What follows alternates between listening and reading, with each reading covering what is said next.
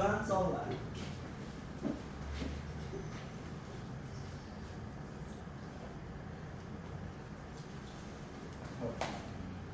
Halilar kvant degani juda ham kichik. Haligi ko'rgan bo'lsangiz kerak, haligi chumolidan degan kino ko'rganmisiz? Haligi ana shu filmda shunaqa bo'ladiki, odam juda ham kichik bo'lib ketishi kerak bo'ladi va atomni ichiga kirish darajasida bo'lishi kerak bo'ladi. Haligi kinoni mohiyati, haligi professor o'zini o'sha ichkariga kirishga rosa ham harakat qiladi. Ya'ni bu kinoda siz tasavvur qila olishingiz uchun aytyapman, juda ham kichik bo'lib, hattoki atomdan ham kichik bo'lgan narsa bo'lganligi uchun mana shu kvant sonlar deyiladi. Tushunarlimi? Ya'ni kvant nazariyasi degani mana shu atomdan ham kichik bo'lgan subatomlarda o'rganadigan narsa desak bo'laveradi. Tushunarlimi? Xo'p, ya'ni elektronlar bor. Misol uchun biz aytganmiz, atomda yadrosida, atomda yadrosi bor. Proton va neutron bo'ladigan bo'lsa, buni atrofida demak qobiqlar bor. To'g'rimi? Elektron qobiqlari bor. Shu elektronlar mana shu qobiqlarning ichida, qobiqlarning ichida va qobiqlarning ichidagi qobiqchalarda, ya'ni qobiqchalar ichidagi yacheykalarda, qaysi orbitalarda demak qanday joylashgan? Ya'ni elektron tipiga qarab joylashyaptimi yoki pastga qarab joylashyaptimi? Shu narsani o'rganish uchun biz nimani o'rganishimiz kerak bo'lar ekan? Kvant sonlarni o'rganishimiz kerak bo'ladi. Kvant sonlar birinchisi bosh kvant son. Bosh kvant son. N harfi bilan ifodalanadi. Birdan boshlab demak hozircha 7 tagacha desak bo'laveradi, to'g'rimi? Ya'ni 7 tagacha bor xolos, 7 ta qobig'imiz bor. Ya'ni bu qobiqlarning soni.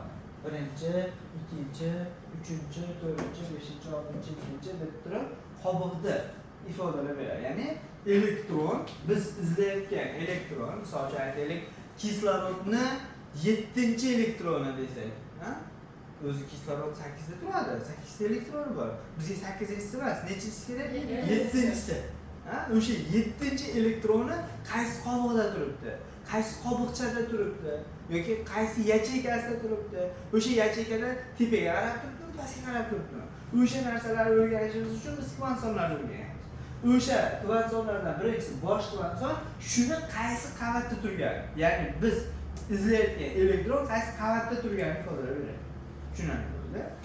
Va bosh kvant son ana shu elektronni energiyasi. Tushunarlimi? Energiyasini ifodalab beradi. Elektronning energiyasini ifodalab beradi.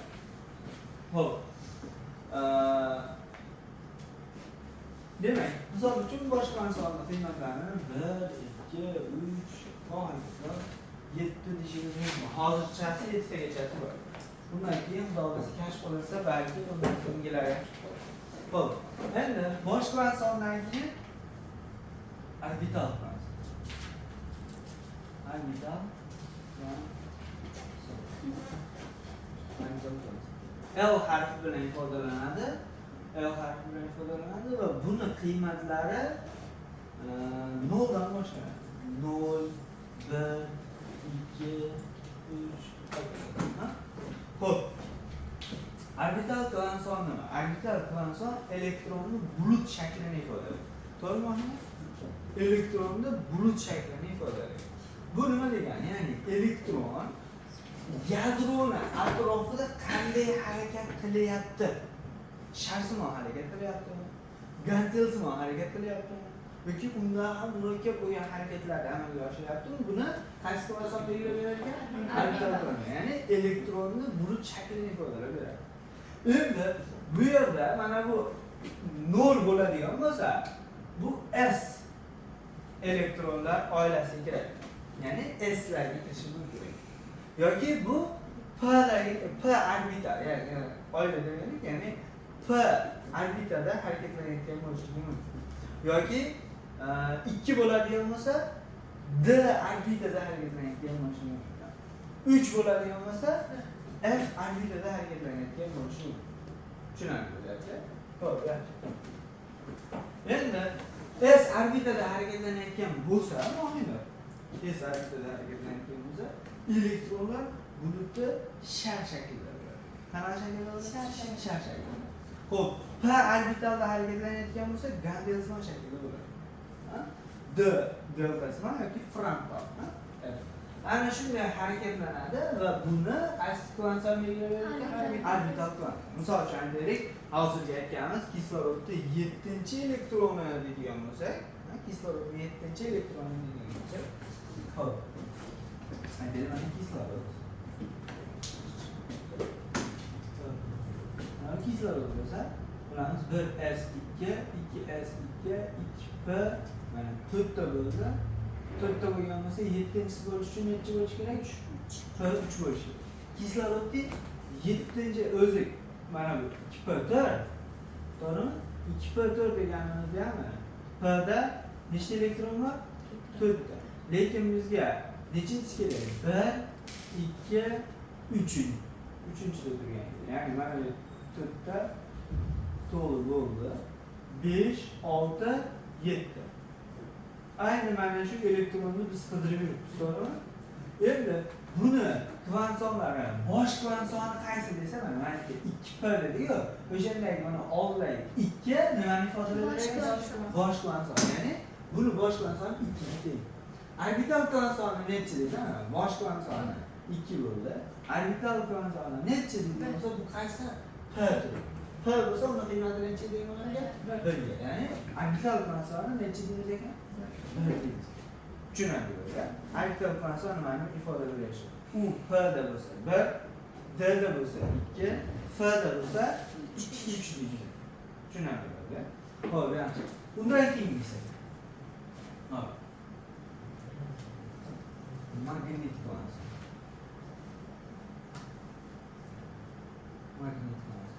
Magnetik kvantum o'sha demak pog'onachidagi qaysi orbitada joylashganligini ifodalab beradi. Ya'ni birinchi chekada turibdimi, ikkinchisidami yoki uchinchisidami? Tushunyapsizlar? Ana shuni qaysi kvantum ifodalayapti? Magnetik kvantum. Tushunarlimi? Ya'ni qaysi chekada ekanligini topib olamiz ekan. Demak, L harfi bilan qo'llanadi va buni qiymatlari minus L dan plus L gacha bo'ladi. Ya'ni siz izlayotgan elektron S qavatchada bo'lsa, misol uchun qavatchani ham ma'nosini tushuntirib bersak, qaranglar.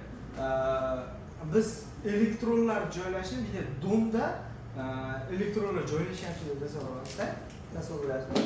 Dom degan bo'lsak, buni mana shu etajlari bosh kvantum ifodalab beradi. 7 etajli bino degan bo'lsak, to'g'rimi? Ana shuni qaysi qavat?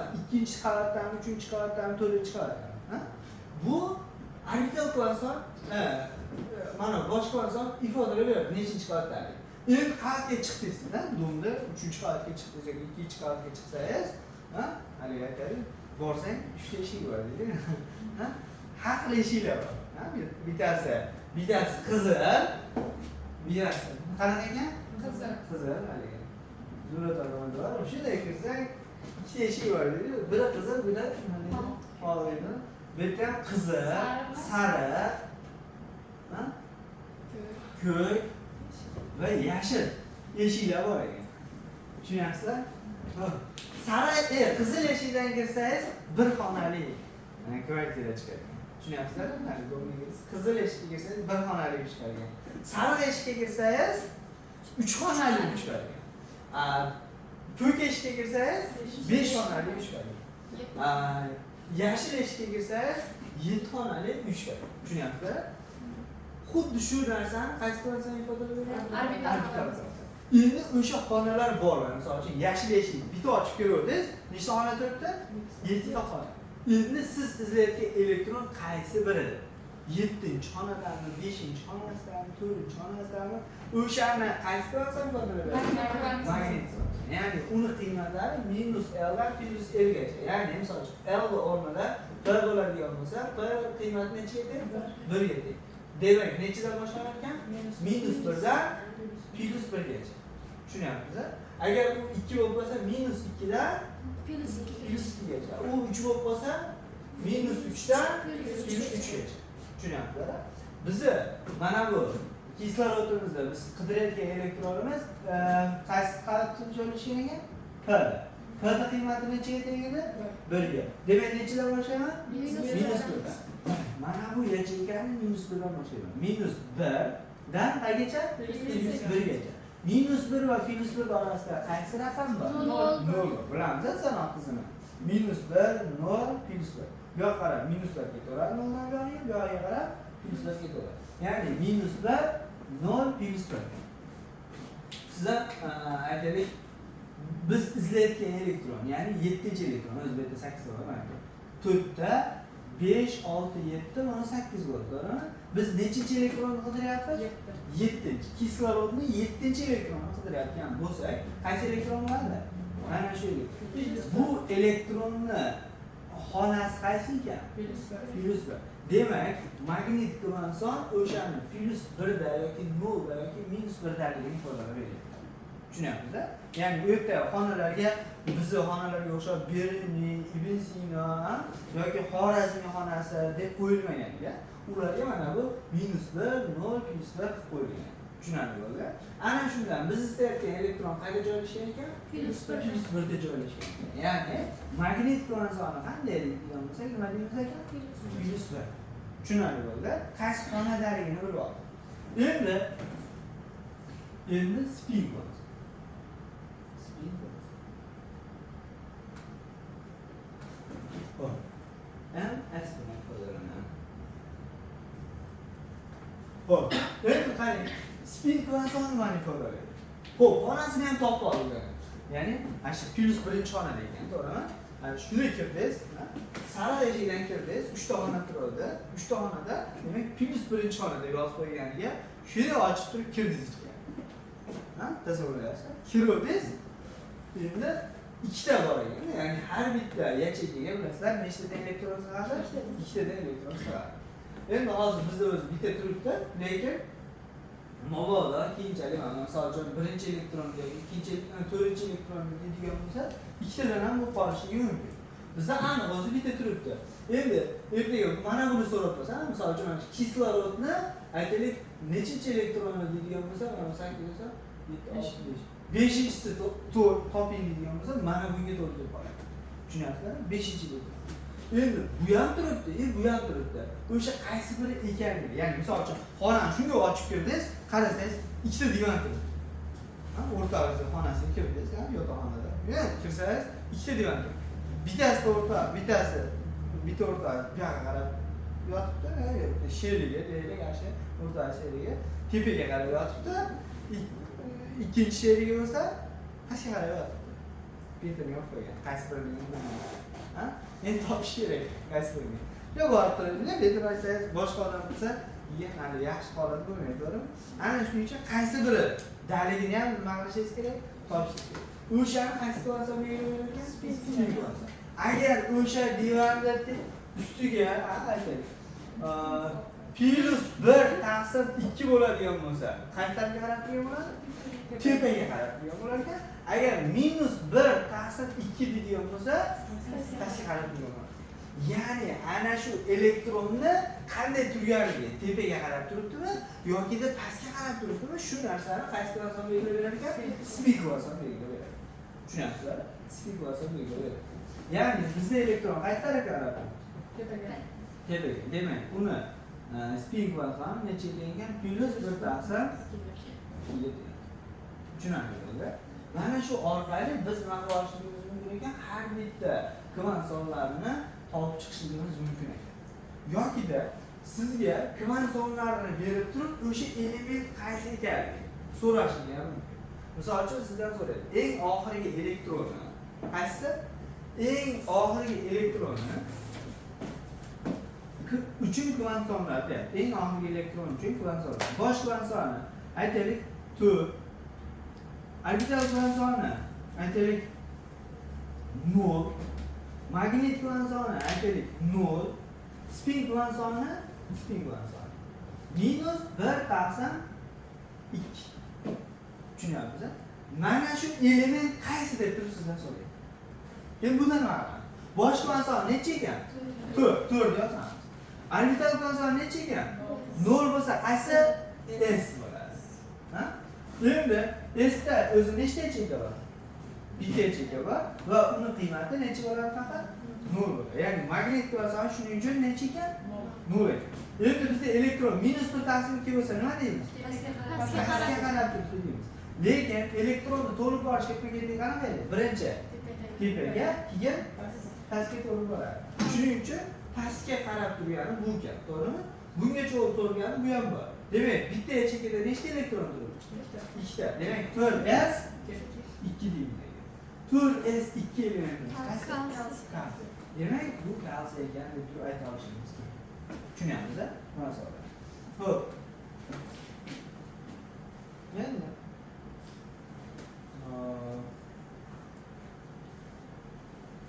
boshqa elementga ko'ramiz. Boshqa kvant soni. Hop. 3. Nechaga? Boshqa kvant soni 3. Orbital kvant soni. Aytaylik 2.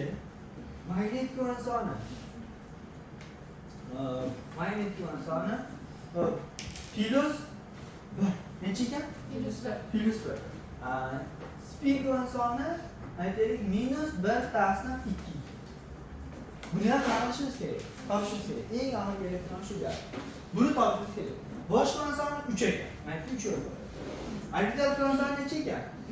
2 bo'lsa D ekan. 3 D bo'ladi. To'g'rimi? 3 D bo'ladi. Endi magnit kvant soni necha? Plus 1. Plus 1 D topib olish uchun avval sizlar nimani so'rasizlar? Necha ekan so'rayman. D da nechta yacheyka bor? 5 ta. 1 2 3 4 5. Xo'p, o'zi aslida shu yacheykalari 5 ta yoki 4 ta yoki 3 ta ekanligini shu ayni magnit kvant son belgilayapti. Ko'ryapsizlar? Nimaga? Mana bunga qaraysiz, kvant soni nechaga teng ekan? 2 ga.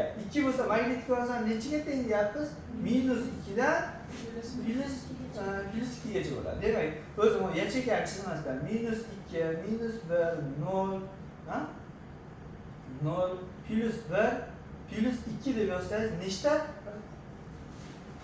raqam bo'ladi?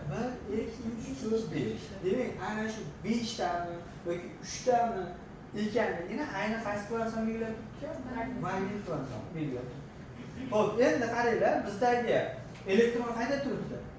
Plus 1. Mana shu yerda turibdi. Qayerga qarab turibdi? Pastga qarab turibdi. Pastga qarab turishligi uchun avvalambor nima bo'lishi kerak? Tepaga. 1 2 3 4 5 6 7 8 9. Demak, nechta elektron joylashdi? 9 ta. Demak, bu ni formulasi qanaqa bo'ladi? 3 da 9 bo'ladi. Tushunamizmi? 3 da 9 bo'lib qolyapti. Lekin ya'ni mana shunday holatda bo'lib qoladi degan. Demak, topish qiyin bo'lmaydi ekanmi? Oson.